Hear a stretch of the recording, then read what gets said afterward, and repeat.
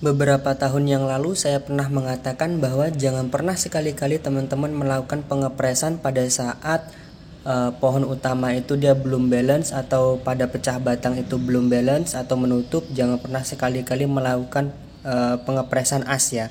Kenapa bahan ini saya press? Kemarin banyak sekali yang menanyakan. Jadi di video kali ini akan saya bahas tuntas ya teman-teman. Jadi kita ikutin terus seperti apa untuk bahan ini dan penjelasan saya. Nah, oke, assalamualaikum warahmatullahi wabarakatuh. Balik lagi bersama Bonsen Deso. Gimana sahabat kabarnya hari ini? Semoga sahabat dalam keadaan sehat walafiat ya, dan dilancarkan semua rezekinya, amin. Di depan kita ini adalah programan akar sancang yang usianya kurang lebih sekitar 1 tahun ya, kurang lebih 1 tahun, dan ini untuk pengatingan kurang lebih baru sekitar 1 bulanan ya teman-teman. Jadi sekitar 1 bulan. Banyak sekali teman-teman menanyakan bahwa terusannya itu kenapa dipotong sedangkan belum terjadi pembelenan ya, atau belum seimbang ya teman-teman.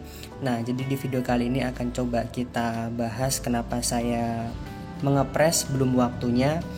Sebelum itu kita ngopi dulu ya teman-teman. Nah, kita ngopi dulu sebentar. Oke, kita langsung lanjut lagi ya. Kita coba cek untuk perakarannya apakah bagus. Untuk tipikal akar, ini tipikal akar yang rapat dan hampir sejajar ya teman-teman. Karena untuk pemrograman ini biasanya saya akar flat, akar rapat, dan akar jarang ya. Jadi kalau untuk akar jarang itu biasanya akarnya kan dia lebih dominan. Cuman kalau untuk akar rapat seperti ini biasanya kita jadikan akar itu menjadi batang ya, karena memang lebih cepat pembengkakan atau penirusan yang kita inginkan ya teman-teman. Ini bisa terlihat sendiri dari video. Kita bersihkan. Untuk media saya pakai sekam bakar untuk sancang ini ya. Untuk medianya sekam bakar, pasir malang, pasir bangunan, dan ada sedikit unsur tanahnya. Oke, kita langsung coba seleksi dan kita coba perlihatkan ya kenapa untuk as utama itu saya potong sedangkan ini memang belum waktunya ya. Ini memang saya akui belum waktunya. Nah, jadi kita langsung jelasin bahan ini kenapa saya potong. Karena yang pertama, ini kemarin kita ganti media ya teman-teman. Itu yang pertama alasannya itu.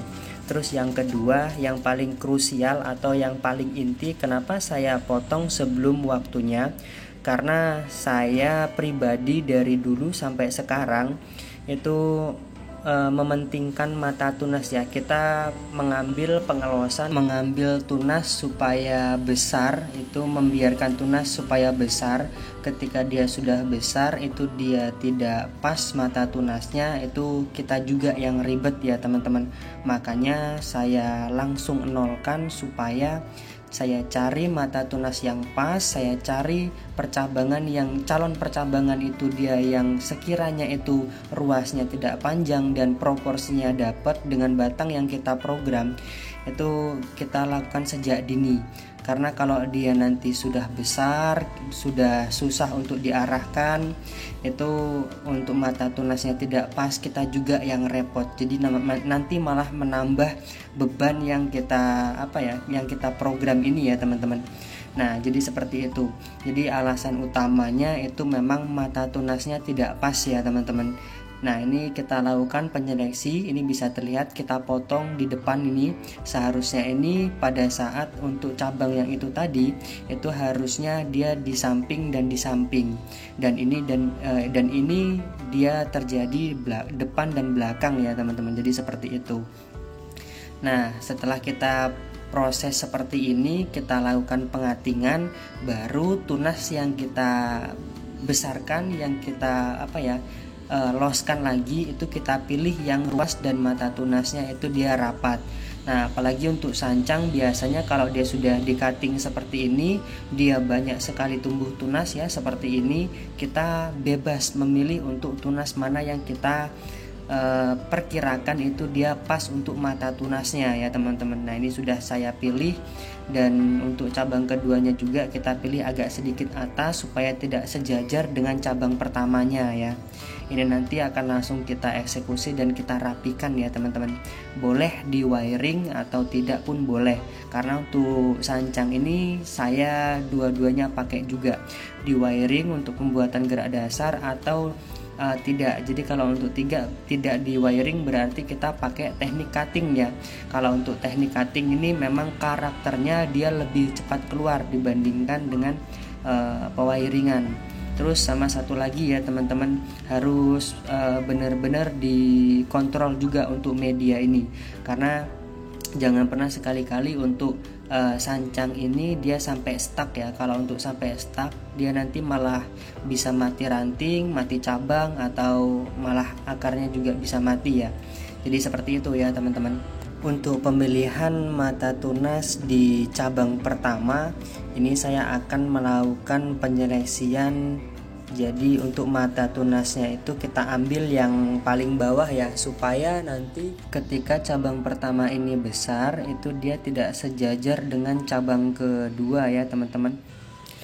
Karena untuk konsep kita ini konsep informal, jadi untuk cabangnya itu dia diusahakan memang betul-betul dia secara zigzag ya.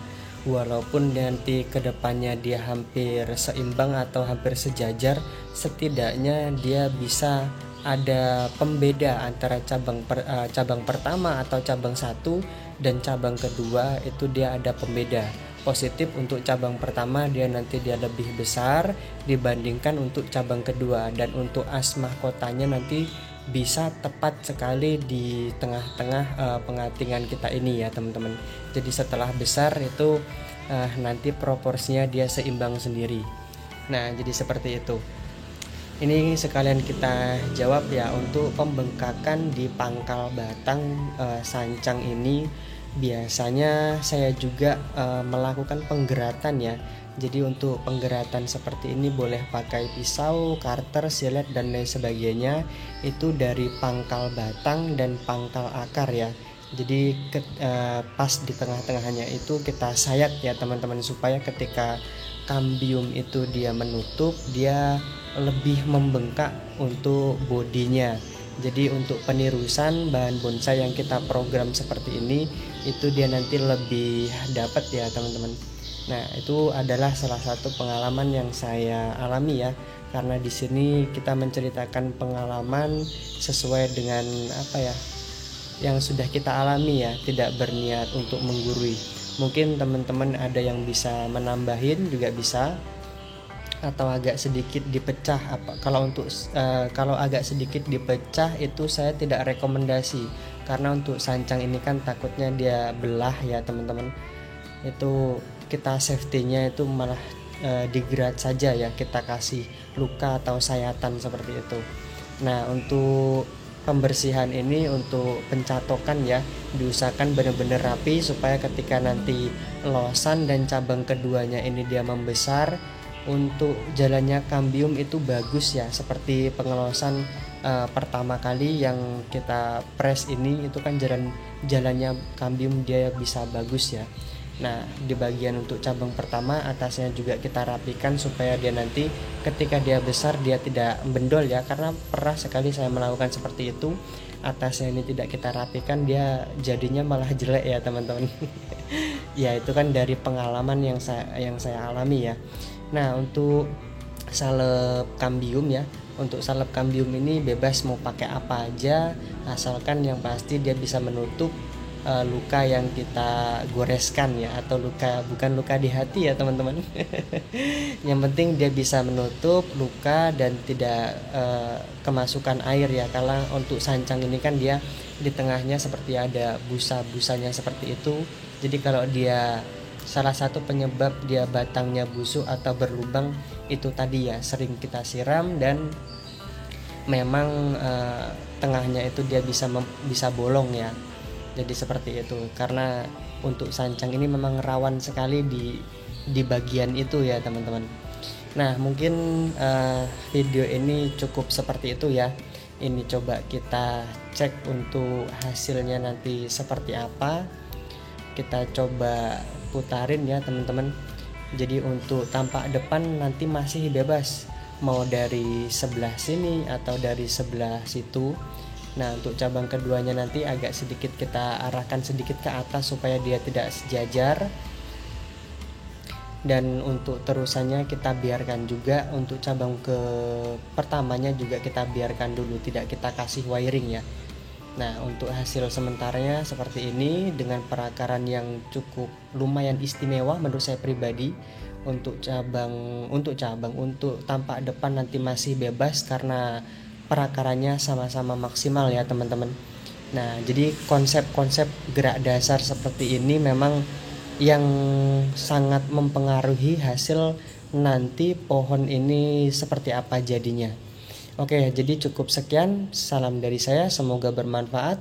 Assalamualaikum warahmatullahi wabarakatuh. Salam dari Bonsai Deso.